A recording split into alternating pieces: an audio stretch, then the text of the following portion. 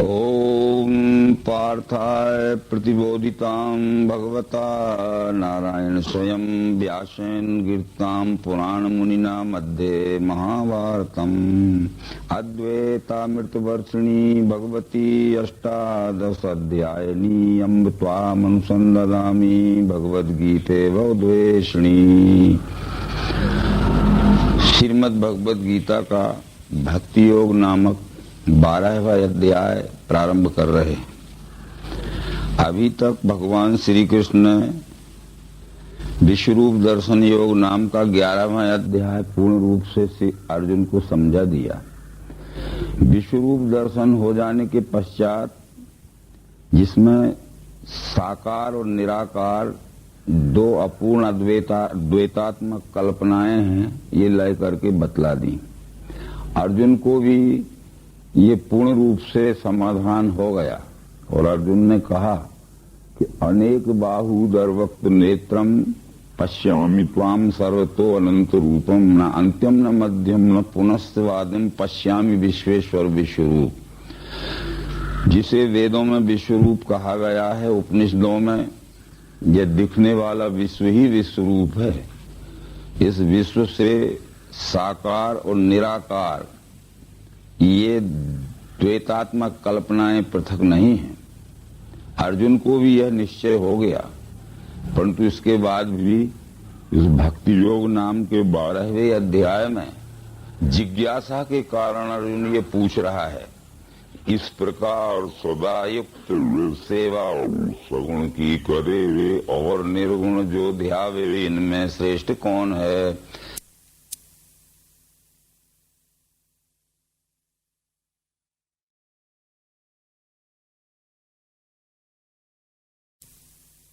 इस प्रकार हमने ये समझ लिया कि सगुण निर्गुण आदि अपूर्ण ज्ञान की कल्पनाएं सब इस अखंड विश्व रूप में विलय हो गईं। फिर भी सगुण को मानने वाले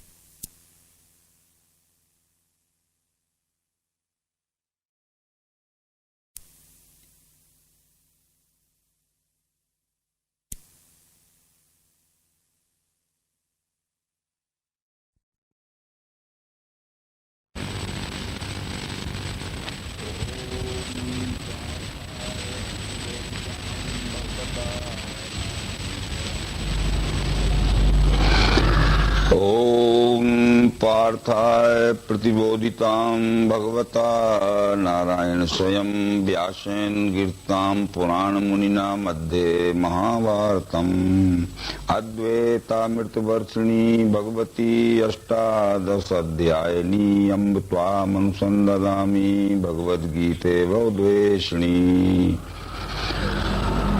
श्रीमद् भगवद गीता का भक्ति योग नामक 12वां अध्याय प्रारंभ कर रहे। अभी तक भगवान श्री कृष्ण ने विश्वरूप दर्शन योग नाम का 11वां अध्याय पूर्ण रूप से श्री अर्जुन को समझा दिया। विश्वरूप दर्शन हो जाने के पश्चात जिसमें साकार और निराकार दो अपूर्ण द्वैतात्मक कल्पनाएं हैं, ये लय करके बतला दी। अर्जुन को भी ये पूर्ण रूप से समाधान हो गया और अर्जुन ने कहा कि अनेक बाहुदर वक्त नेत्रम पश्यामि त्वाम सर्वतो अनंत रूपम न अंत्यम न मध्यम न पुनस्वादिम पश्यामि विश्वेश्वर विश्वरूप। जिसे वेदों में विश्वरूप कहा गया है, उपनिषदों में यह दिखने वाला विश्व ही विश्वरूप है। इस विश्व से साकार और निराकार ये द्वैतात्मक कल्पनाएं पृथक नहीं हैं। अर्जुन को भी यह निश्चय हो गया, परंतु इसके बाद भी इस भक्ति योग नाम के 12वें अध्याय में जिज्ञासा के कारण अर्जुन ये पूछ रहा है, इस प्रकार सदा युक्त सेवा सगुण की करे वे और निर्गुण जो ध्यावे वे, इनमें श्रेष्ठ कौन है।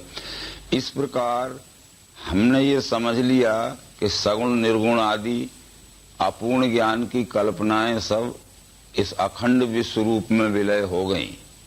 फिर भी सगुण को मानने वाला बड़ा है कि निर्गुण को मानने वाला बड़ा है? ये पूछना स्वाभाविक ही है, क्योंकि आजकल भी विश्वरूप दर्शन हो जाने के पश्चात कोई सगुण का प्रतिपादन करते हैं, कोई निर्गुण निराकार का प्रतिपादन करते हैं। उसी उद्देश्य से अर्जुन ने भी पूछा। भगवान श्री कृष्ण ने इसका उत्तर दिया कि रख के मन मेरे में सेवा मेरी सदैव जो करता है दृढ़ श्रद्धा से सो मेरे मत से बड़ा।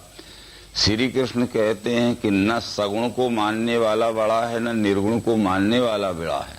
सगुण निर्गुण ये द्वैतात्मक कल्पनाएं जिस विश्व रूप में विलय हो जाती हैं, उस विश्व रूप को जान पहचान कर उसकी अपने स्वकर्म के द्वारा निष्काम भाव से सेवा करने वाला ही अनन्य भक्त है। उसको मैं ही बड़ा भक्त मानता हूँ। ये वेदों में भी इस प्रकार कहा गया है कि पुरुष ये वेदम सर्वम यत भूतम यच्च भव्यम। इससे आशय होता है कि पुरुष नाम परमात्मा का है, पुरुष एव इदम सर्वम। यह सब जो दिख रहा है आदि अंत मध्य है चराचर के विस्तार में, यह सब विश्व ही विश्व रूप परमात्मा है। उपनिषद जो वेदों के अध्याय हैं उनमें भी इस तरह सगुण निर्गुण की द्वैतात्मक कल्पनाओं का लय विश्व रूप में करके दिखाया गया है। संयुक्त में तत्क्षरक्षरम चा व्यक्ता व्यक्तम भरते विश्व ईशा। जो क्षर अक्षर का संयुक्त स्वरूप है, व्यक्ति यानी साकार, अव्यक्ति यानी निराकार, दोनों भावात्मक कल्पनाओं का जहाँ विलय हो जाता है उसका नाम विश्वरूप परमात्मा है। उस विश्वरूप परमात्मा को जानकर अपने स्वकर्म द्वारा जो सेवा में लग गया है उसको मैं बड़ा भक्त मानता हूँ। तो इस तरह से कहने के पश्चात भी जो अक्षर या निर्देश अचिंत अचल ध्रुव सर्वत्र व्यापी कूटस्थ ऐसे अव्यक्त को गए। श्री कृष्ण ने कहा कि अगर कोई निर्गुण को ही मानना चाहता है, निराकार को ही मानना चाहता है, तो निराकार जिसका कोई आकार ही नहीं है अथवा जो विशिष्ट आकार में नहीं दिखता है, अनिर्देश है, उसको हम अंगुली से निर्देशित करके नहीं बतला सकते कि कहाँ है और कैसा है, कि किस जगह है, कैसा है। अचिंत है, उसका चिंतन भी नहीं हो सकता क्योंकि वो केवल निराकार है। यदि चिंतन हो सकता है तो उसके स्वरूप सहित, उसके आकार सहित, उसके निराकार भाव का ही चिंतन हो सकता है। तो जो अक्षर है, निर्गुण है, निराकार है, अव्यक्त है, वो अचिंत है, अचल है, उसको कोई प्राप्त करना चाहता है तो अव्यक्त चाहने वाला जो उसे क्लेश हैं बड़े, गति अव्यक्त की पावे नर अत्यंत कष्ट से। उस अव्यक्त को या निराकार को जो प्राप्त करना चाहता है तो कितने ही कठिनाई में पड़े, वो कितने ही क्लेश भोगे, परंतु उसको ये साकार को छोड़कर निराकार मिलने वाला नहीं है। आशय इसका बतलाया कृष्ण जी ने कि गति अव्यक्त की पावे नर अत्यंत कष्ट से। तो ये पुरुषोत्तम जो विश्वरूप परमात्मा है उसमें गति, स्थिति और परम स्थिति ऐसे तीन शब्द आते हैं। तो गति अव्यक्त की पावे, अव्यक्त यानी निराकार को कोई प्राप्त करना चाहता है तो साकार के सहित ही निराकार मिलेगा, क्योंकि गति कहते हैं परिवर्तनशील चेंजेबल क्षर को। तो वो गतिमान क्षर के सहित ही, साकार के सहित ही निराकार अक्षर मिलेगा। परंतु वो गति क्षर सगुण साकार है, स्थिति अक्षर निर्गुण निराकार है। गति स्थिति दोनों का जिसमें लय है वो परम स्थिति पुरुषोत्तम है। इसलिए पिछले अध्यायों में ये बतलाया दिया गया था कि सतम परम पुरुष मुपैत दिव्यम, वो उस परम पुरुष परम स्थिति को प्राप्त होता है, यानी परमात्मा को प्राप्त कर लेता है। तो अक्षर निराकार मिल नहीं सकता है, साकार आकार को छोड़कर निराकार नहीं रह सकता। इसलिए साकार निराकार दोनों का विलय स्थान पुरुषोत्तम परमात्मा भी है। आशय इन संनियम इंद्रिय ग्रामम सर्वत्र संबुद्धया ते प्राप्नुवन्त मामेव सर्वभूत हिते रता। इंद्रिय समुदाय को संयम में बस के करके जिसने अपनी बुद्धि के द्वारा सर्वत्र व्यापी परमात्मा को देख लिया है तो उसकी यही पहचान है सर्वभूत हिते रता। जो 6वें अध्याय में आत्म संयम योग नाम के 6वें अध्याय में कहा गया था, सर्वभूतेषु आत्मा को सब भूतों में, भूतों को आत्मा में लखे, योग युक्त स्थिति वाला सर्वत्र समदृष्टि का परमात्मा संपूर्ण चराचर सृष्टि में है। संपूर्ण चराचर सृष्टि जो परमात्मा में है, इस तरह से जो परमात्मा को देख लेता है तो सर्वत्र समदर्शना, उसको ही सर्वत्र समदर्शन होता है।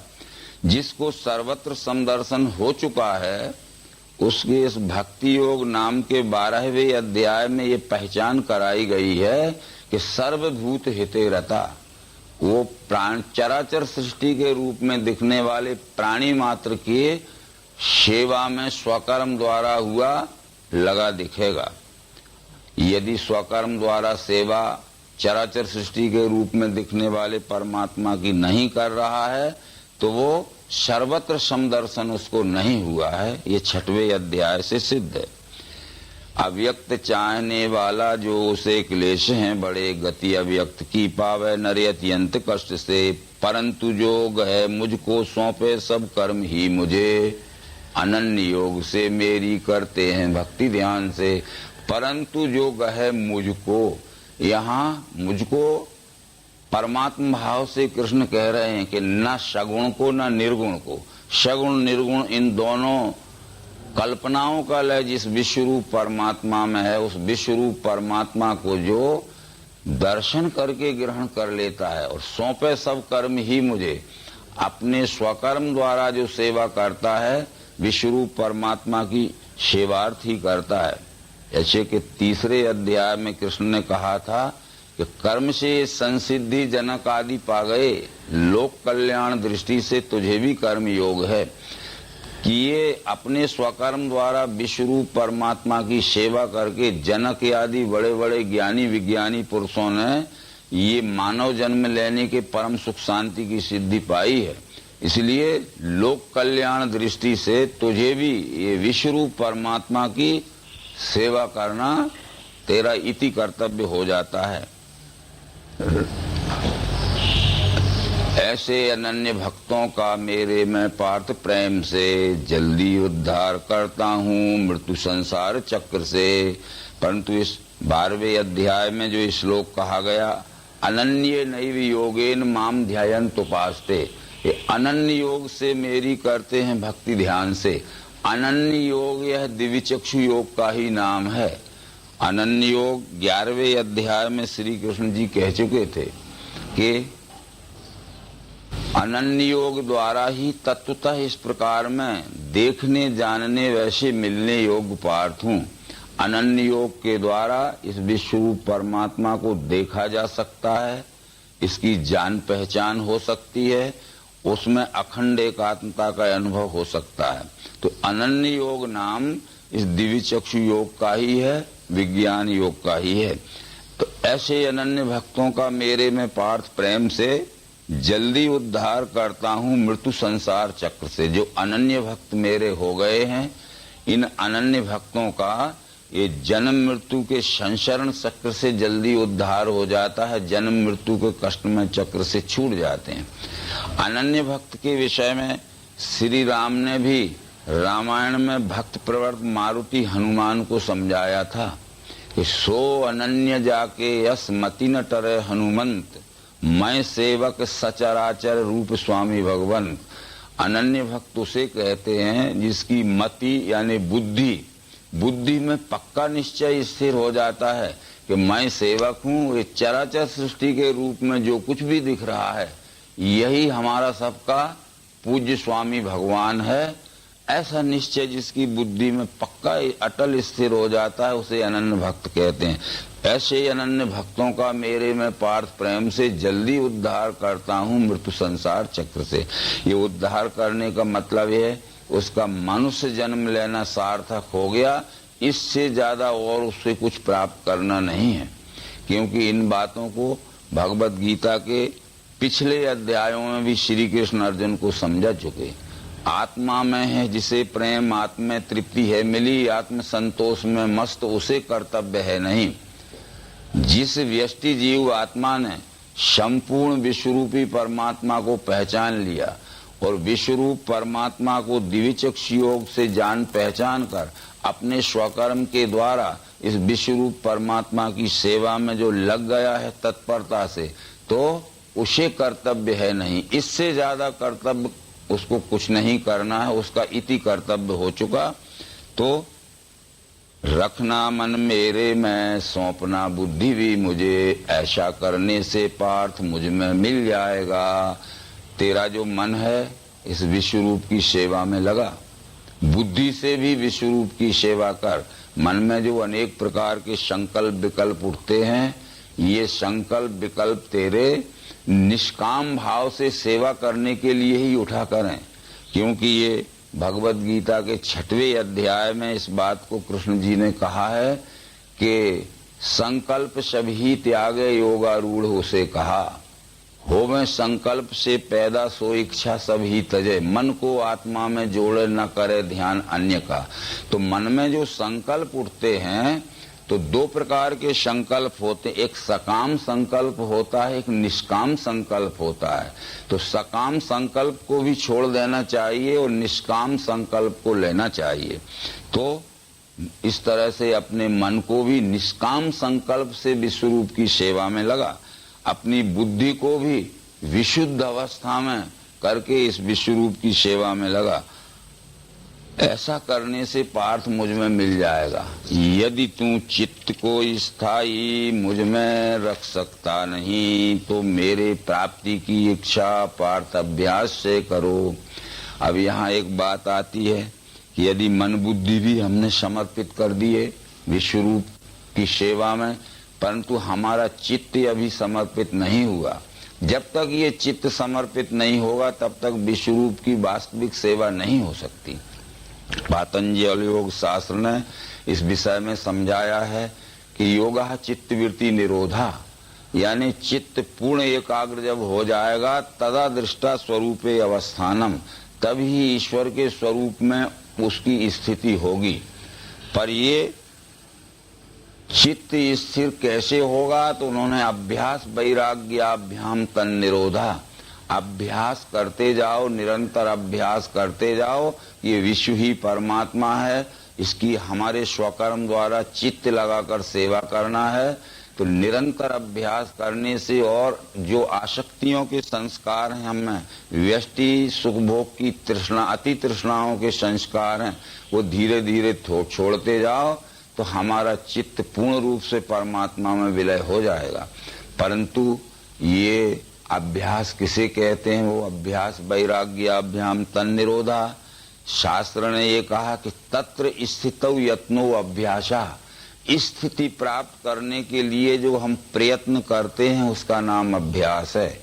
यानी किसी प्राप्त वस्तु में स्थिति प्राप्त करने के लिए जो हम निरंतर प्रयत्न करते हैं उस प्रयत्न करने का नाम अभ्यास है। तो ये अभ्यास लंबे समय में पूर्ण हो सकता है, परंतु हो सकता है। तो इस तरह से यदि तू चित्त को स्थायी मुझ में रख सकता नहीं तो मेरे प्राप्ति की इच्छा पार्थ अभ्यास से करो। अभ्यास क्या है? तत्र स्थितौ यत्नो अभ्यासा, स्थिति प्राप्त करने के लिए जो प्रयत्न किया जाता है उसका नाम अभ्यास है। परंतु परमात्म स्थिति प्राप्त करने के लिए वो दिव्य चक्षु योग का अभ्यास निरंतर करते रहने से हमारी स्थिति पक्की होती है। अभ्यास भी न होवे तो कर्म मेरे लिए करो, मेरे उद्देश्य से कर्म करने से भी मुझे मिले। यदि अभ्यास भी नहीं हो रहा है तो बहुत मोटा ज्ञान तो ये है कि तुझे ये निश्चय हो चुका है अर्जुन की ये सब विश्व ही विश्वरूप परमात्मा है। तो अपने शरीर, इंद्रियां, मन, बुद्धि, चित्त आदि से ऐसा ही मोटा ख्याल रख के करना कि मेरा जो भी कर्म हो रहा है प्राणी मात्र के रूप में दिखने वाले विश्व रूप की यथोचित और यथाशक्ति सुख शांति पहुंचाने की सेवा के लिए हो रहा है। यहाँ एक प्रश्न उठ सकता है कि जब विश्व ही विश्व रूप परमात्मा है जो चराचर सृष्टि के रूप में दिखना है, तो इसकी सेवा करने पर फिर तो ये कहीं मारना पड़ता है, कहीं काटना पड़ता है। तो ये सेवा में ये मारना काटना ये तो विश्व रूप की सेवा के अंतर्गत नहीं हो सकता, ये तो बड़ा हिंसात्मक कर्म है। परंतु हमारे पिंड शरीर की ओर हम देखें, या हमारा पिंड शरीर ये पूर्ण स्वस्थ रहता है, पूर्ण आरोग्य में रहता है, तो हम इसके लिए किसी भी प्रकार का औषधि उपचार नहीं करते। पर जैसे हमारे आंत्रों में ये फोड़े हो जाते हैं, अल्सर हो जाते हैं, हमारी जहाँ लार्ज इंटेस्टाइन में स्मॉल इंटेस्टाइन जुड़ती है, छोटी अतड़ी में बड़ी अतड़ी जुड़ती है, वहाँ अपेंडिसाइटिस हो जाती है। हम मृदु औषधियाँ करते हैं। यदि मृदु औषधियों का उपाय जब निष्फल हो जाता है, तब हम वाखुशी से अपने ही शरीर का ऑपरेशन हम ही करवा लेते हैं। तो ये हम प्रेम से ऑपरेशन करवाते हैं, बैर से हमारे अतड़ियों को नहीं काटते। इसलिए इस विश्व रूप में अगर कहीं विघातक, विश्व रूप में विषमता फैलाने वाले ये विकार पैदा हो गए हैं मानव जगत में, तो पहले समझा के उन विकारों को साम्य भाव से दूर करिए। यदि समझाने से दूर नहीं होते हैं, तो जैसे हमारे शरीर में हम ही प्रेम से ऑपरेशन करा लेते हैं, वैसे यथोचित सेवा में ऑपरेशन भी कर दीजिए। जैसे श्री रामचंद्र जी जब इस मानव जगत में आए, तो ये रावण, कुंभकर्ण आदि बड़े बड़े फोड़े थे इस विराट स्वरूप में। बहुत समझाया, बहुत मृदु औषधियां की, परंतु जब ये निष्फल हो गया सब उपाय, तो श्री रामचंद्र जी ने स्पेशलिस्ट सर्जन होके कुंभकर्ण, रावण आदि फोड़ों का ऑपरेशन कर दिया। तो उसके साथ में लक्ष्मण जैसा असिस्टेंट सर्जन भी आया, हनुमान कंपाउंडर, और ये अंगद, सुग्रीव, जामवंत आदि ये सब ड्रेसर वगैरह बन के आए थे। इस विराट के फोड़ों का इलाज ऑपरेशन करके कर गए। वही हाल द्वापर में हुआ। कृष्ण एक ऐसे आध्यात्मिक डॉक्टर आए, आध्यात्मिक, तो उन्होंने भी दुर्योधन, दुशासन आदि, कंस, दुर्योधन आदि को ये सब समझाने पे जब नहीं माने, तो प्रेम से ही ऑपरेशन किया है। इसका मतलब है कि विश्व रूप की यथोचित सेवा करना है, इसको न भूलिए। जहाँ काटना पड़े वहाँ समझाने से काम नहीं चले तो काट दीजिए, और जहाँ समझाने से काम चलता है तो वहाँ काटना मत करिए। यदि हम अहिंसा ही परमो धर्म मान लें कि भाई विश्व रूप की सेवा में किसी को जोर से बोलना दुख होगा, किसी को दंड देना दुख होगा, तो ये तो विश्व रूप की सेवा के अंतर्गत नहीं। हम अपने शरीर के लिए ही कई वक्त ऐसा करते हैं कि हाथ कटवा लेते हैं, पांव कटवा लेते हैं, अंगुली में हमारा घातक फोड़ा हो जाता है, औषधि करने पे ठीक नहीं होता तो अंगुली कटवा लेते हैं कि पूरे शरीर की तड़फन बंद हो जाती। तो पूरे विराट को सुख शांति पहुंचाने के लिए और विराट के अंश स्वरूप अत्याचारी अगर कुछ घातक हो गए हैं तो उनको समझा के न माने तो उनको दमन कर दीजिए। ये यथोचित, तो अभ्यास भी न होवे तो कर्म मेरे लिए करो। तुमको मैं ये सलाह दे रहा हूं कि अर्जुन तुम्हें योगी बनना है। जहाँ के श्री कृष्ण ने 6वें अध्याय में ये कहा था कि तपस्वी से बड़ा योगी, ज्ञानी से भी वही बड़ा, कर्मी से श्रेष्ठ है योगी, तस्मात् योगी भव अर्जुन। अर्जुन मैं तुमको योगी बनाना चाहता हूँ, परंतु योगी तो बनाना चाहता हूँ, पर कौन सा योगी बनाना चाहता हूँ कि हतो वा प्राप्स्यसि स्वर्गम जित्वा वा मोक्षे महीम तस्मात् उत्तिष्ठ कौन्तेय युद्धाय कृत निश्चया। तस्मात् योगी भवार्जुन, क्योंकि तस्मात् उत्तिष्ठ कौन्तेय युद्धाय कृत निश्चया। अर्जुन इसलिए मैं तुझे योगी बना रहा हूं कि इसलिए कि तुझे युद्ध करना है, ऑपरेशन करने हैं, बस ये योगी बनना है तुझे। ऐसा नहीं कि सिर झुकाता रहे और भीख मांगने के लिए तू भागने को तैयार है। ये योगी भगोड़ा योगी नहीं बनाना चाहता। योगी का अर्थ है विश्व रूप की सेवा में जहाँ जैसा मौका आवे उस तरह से यथोचित सेवा करना ही हमारी अनन्य भक्ति होगी। तो अब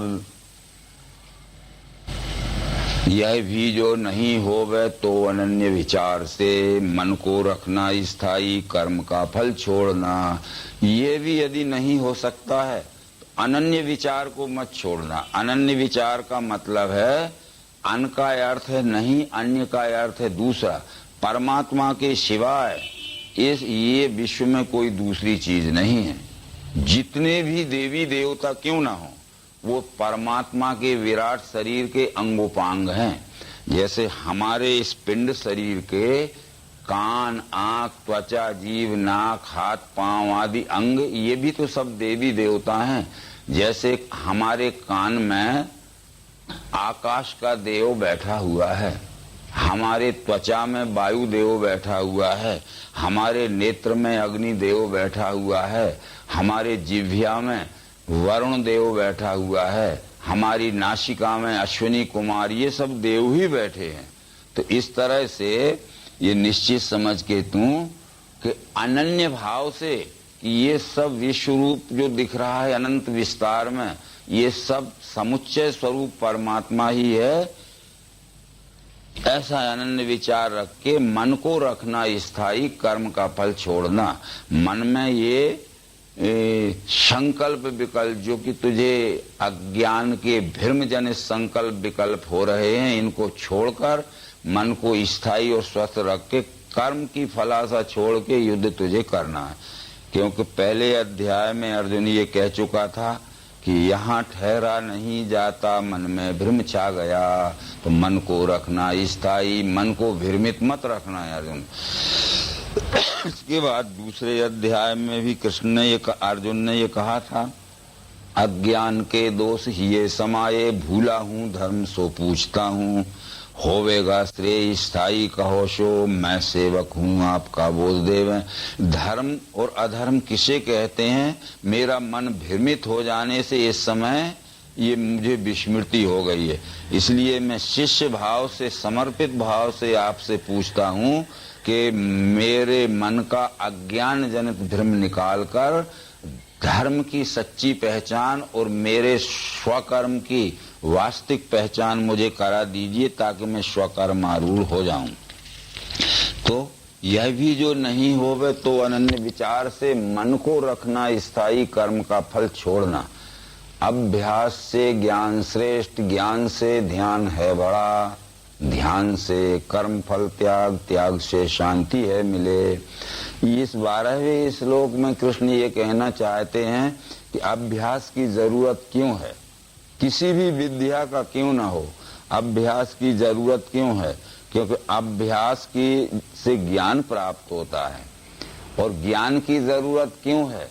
कि ज्ञान से पक्की पहचान हो जाती है कि ये विश्व ही परमात्मा है। यानी अभेद दर्शनम ज्ञानम, जो हमें भेद दिख रहा है, जो हमें द्वैत दिख रहा है, तो द्वैत में अद्वैत का दर्शन कराने वाले बोध का नाम ही ज्ञान है। इस तरह की भगवत गीता के 4थे अध्याय में भी कृष्ण जी अर्जुन को समझा चुके हैं। वो कह रहे हैं कि द्रव्य के यज्ञ से श्रेष्ठ अर्जुन ज्ञान यज्ञ है, अंत में सब कर्मों का लय है ज्ञान यज्ञ में। तुझे वो ज्ञान देवेंगे ज्ञानी तत्वज्ञ जो लखें, दंडौत प्रश्न सेवा से ध्यान में रखना उसे, जिसके जानने से ये मिटेगा मोह पांडव, फिर तू मेरे तेरे में देखेगा द्वैत है नहीं। तो वह ज्ञान तुझे तत्वदर्शियों के पास मिलेगा और वो तत्व दर्शन कराने वाला ज्ञान देंगे, जिससे जितनी भी ये चराचर सृष्टि दिख रही है, इसमें तुझे जो भिन्नता दिख रही है उसमें अभिन्नता का अनुभव हो जाएगा। ये बात बार बार भगवत गीता में समझाई गई है। आगे भी 13वें अध्याय में कहने वाले हैं कि अभिन्न भूतों से जो है वो हमें भिन्न दिख रहा है। तो इस तरह से ये ध्यान, देखी हुई वस्तु के स्थायी स्मरण को ध्यान कहते हैं। जब तक हम वस्तु को नहीं देख लेते तब तक उसका ध्यान नहीं हो सकता। जैसे जिन व्यक्तियों ने आज तक मुझे नहीं देखा था, मेरा नाम सैकड़ों बार सुन लेते और अपने मुंह से कह भी लेते थे, पर इस स्वरूप का ध्यान नहीं हो सकता था। आज मुझे देख लिया है, मैं सैकड़ों किलोमीटर दूर भी चला जाऊं, परंतु मेरा नाम सुनते ही मेरे स्वरूप का ध्यान हो जाएगा। इसलिए जो लोग ध्यान योग करने बैठते हैं उनकी वो निरी कल्पना का ध्यान है। जब तक वस्तु को प्रत्यक्ष देख नहीं लेते, जान पहचान नहीं लेते, तब तक उसका ध्यान नहीं हो सकता। इसलिए ध्यान जब हो जाता है तो कर्म फलाशय अपने आप छूट जाती है और फिर परम शांति मिल जाती है।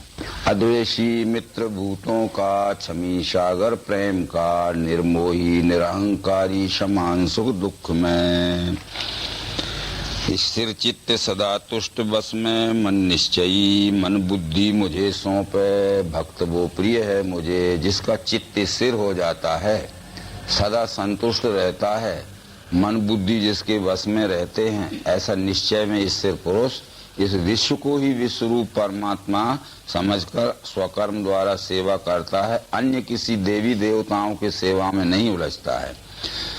दुखी लोग नहीं करता आप होता नहीं दुखी, हर्ष क्रोध भय त्रास मिटे वो प्रिय है मुझे। उसका कोई भी कर्म ऐसा नहीं होता है जिससे प्राणी मात्र को किंचित किसी प्रकार का दुख हो। इसलिए परिणाम स्वरूप उसको भी अपने प्रारब्ध में दुख नहीं भोगना पड़ता।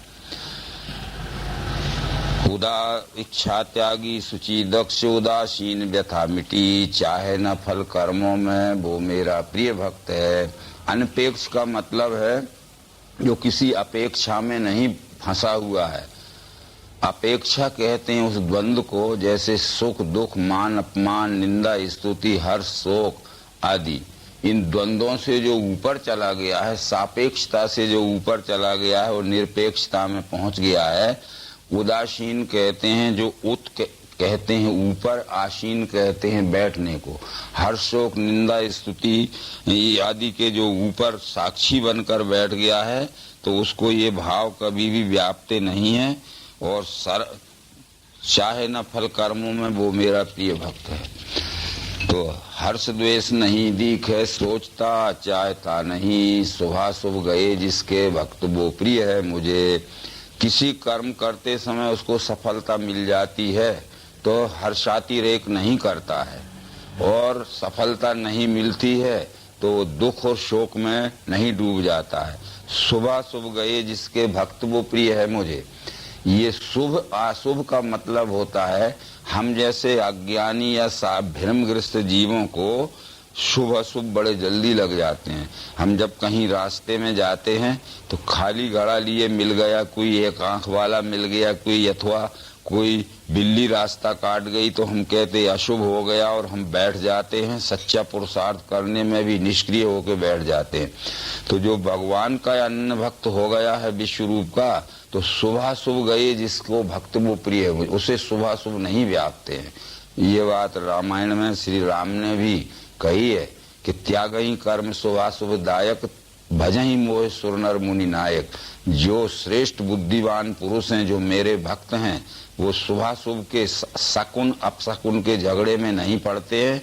ये सकुन अपशकुन केवल अविवेक बुद्धि वाले अज्ञानियों को लगते हैं, भक्तों को नहीं लगते। समान शत्रु मित्रों में, सम्मान अपमान में, सुख दुख सर्दी गर्मी समय संग भी मिटा। शत्रु मित्र से जिसे आत्मवत व्यवहार रहता है, इसका आशा ये है कि शत्रु को तो शत्रु के समान देखेगा, परंतु यदि हमें शत्रु का कोई निर्णय करने का मौका मिल गया तो निरपराध शत्रु होगा, तो हम शत्रुता के कारण निरपराधी को दंडित नहीं कर सकता वो जो भक्त है। और वो अपराधी मित्र होगा तो मित्रता के कारण अपराधी मित्र को भी निरपराध घोषित नहीं करेगा, यानी अपराधी मित्र को भी सजा देगा और निरपराधी शत्रु को भी निरपराध छोड़ेगा, दंडित नहीं करेगा। ये अनन्य भक्त जो हो जाता है उसकी लक्षण है। तो तुल्य निंदा स्तुति मौनी संतुष्टो ये निकेनचित, भक्त मेरा स्थिरमति या स्थानीय प्रिय वो मुझे। तुल्य निंदा स्तुति मौनी, निंदा और स्तुति के अनेक प्रसंग आते हैं। मौनी शब्द जो यहाँ आता है, मौनी का अर्थ है कि जो मननशील पुरुष है,